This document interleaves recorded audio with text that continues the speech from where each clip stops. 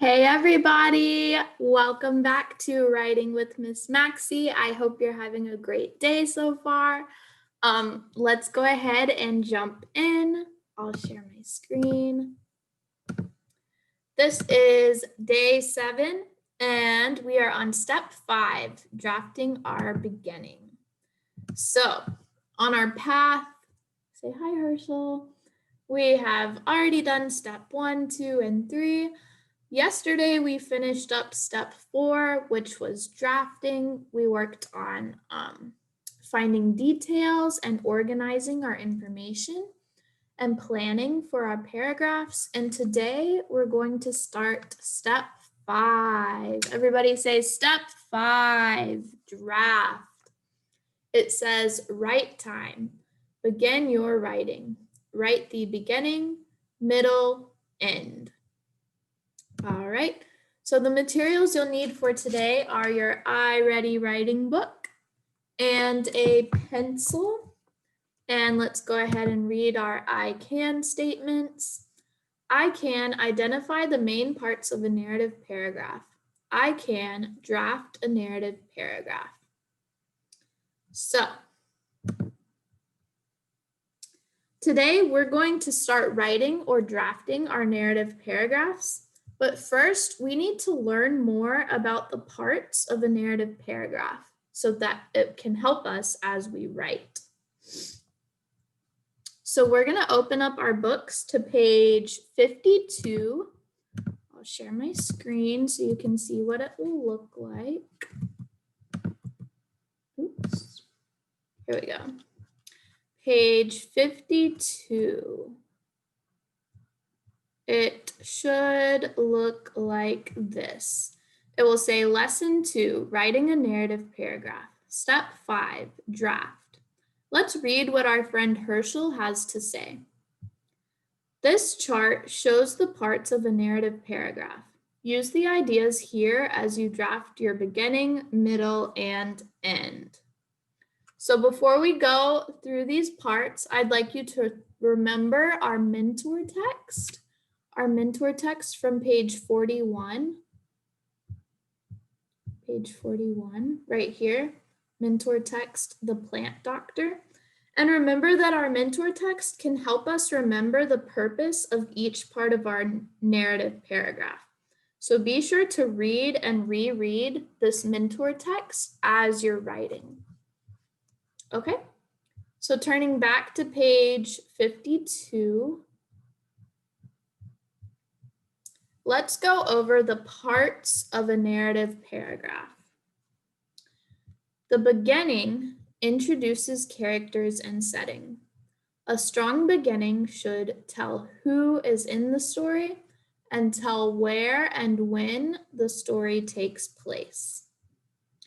The middle describes the events. Middle sentences should use details to describe how the characters think, feel, and act. Use time order words to tell the events in order. The end tells how the story ends. The end of your story should make sense and make the story feel finished. So as you look back at your mentor text, we have already done the work to underline the beginning in green, the middle in yellow, and the ending in red. So you should be able to look at the mentor text, see the beginning, the middle, and the end, and use that as an example as we begin to draft our own paragraphs. All right. Now, why is it important to interest readers at the beginning? What do you think? Why is it important? You can pause your video. You can whisper your answer to the screen. You might have said, so they want to keep reading. And you're absolutely right. That is a good reason to interest readers in the beginning. Now, thinking about our mentor text, the plant doctor on page 41, how did Ava interest us in the beginning of her text? Let's go back and look at it.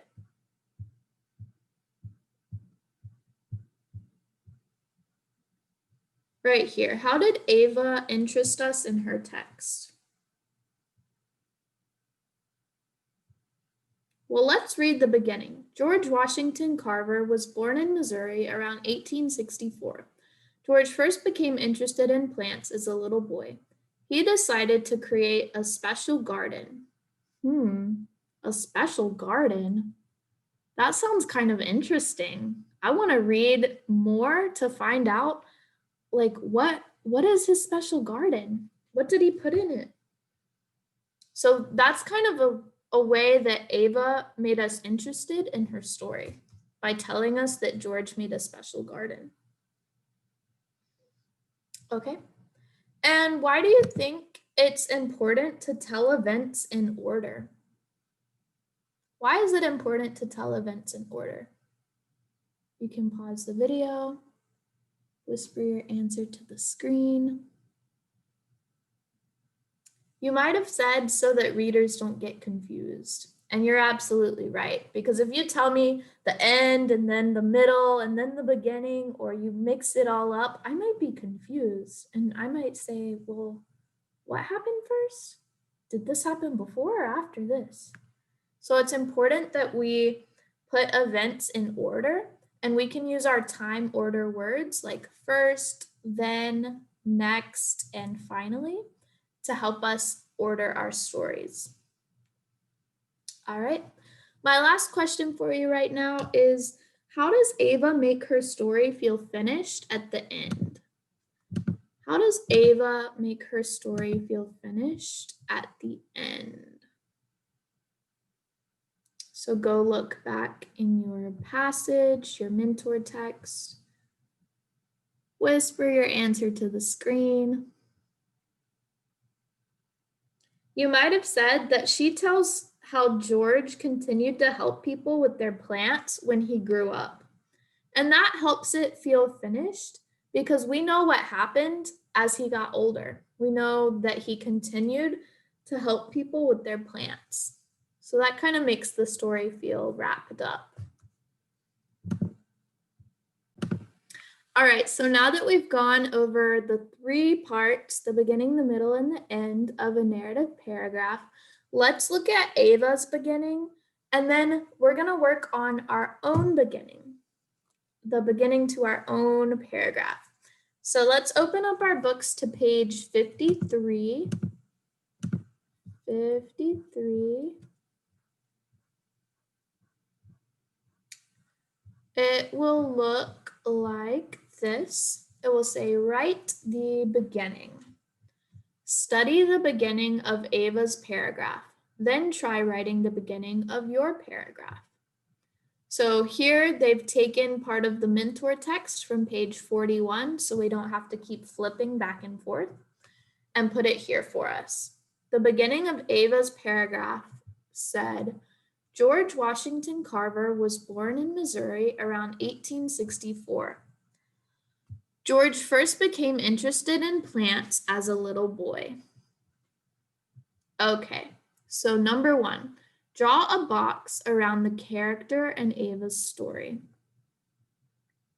Because we remember that in the beginning, it should tell who is in the story or the character, and tell where and when the story takes place. She says Missouri in 1864 and George Washington Carver. So first, let's draw a box. You can pause your video. And when you're done, come back and we'll go over it together. I drew a box around George Washington Carver because he is the only name I see here. So he must be the character in Ava's story. Next, it says, underline the setting of the story. Setting is like where it takes place. And I see Missouri here. So I'm going to underline Missouri because that must be the setting. You could also underline the year because that helps us think about where and when this took place. Okay, so if you need to pause your video to edit or change what you drew a box around and underlined, you can do that now and come back when you're ready to move on. So hopefully you've finished drawing a box around the character and underlining the setting. And now it's time for us to draft our own beginnings. Yay. Writers often have to write more than one beginning to their paragraphs, and then they choose the best one at the end when they're putting everything together. So I want you on page 53 to look right here where it says my paragraph and write 2 different beginnings for your paragraph. You can write the first one here and the second one here. The hint says introduce your characters and setting. This is the beginning, so we want to tell our readers who we're talking about, where they are, and what time it is, like what year are we talking about. So you can pause your video, write your 2 different beginnings, and come back when you're done. Remember that you can always use the mentor text to help you. So hopefully you've had time to draft 2 different beginnings. I'm going to share with you the beginnings that I drafted, but yours should not be the same as mine. They should be different because this is your own writing. This is just an example for you. I put Helen Keller was born in Alabama in 1880. When she was very young, she became blind and deaf. So see how I introduced the character, the setting, I have a year, and I have something to make the reader interested, make them want to keep reading, because I said when she was very young, she became blind and deaf. So that makes me interested to see what happened in the rest of her life. The second beginning that I drafted, I said in Alabama, just after 1880, a little girl named Helen Keller got very sick. So this, even though it's a different beginning, has the same aspects as the first one. I gave you the setting, Alabama, 1880, the character, Helen Keller, and something to make the reader interested, that she got very sick. Now I want to know what happened, right? So if you'd like more time to edit your beginnings, you can take that now. If not, that is all I have for you today.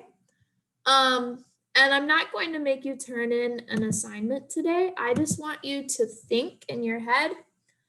Think about the 2 different beginnings you wrote and think, which one is better? Which one do you like more and why?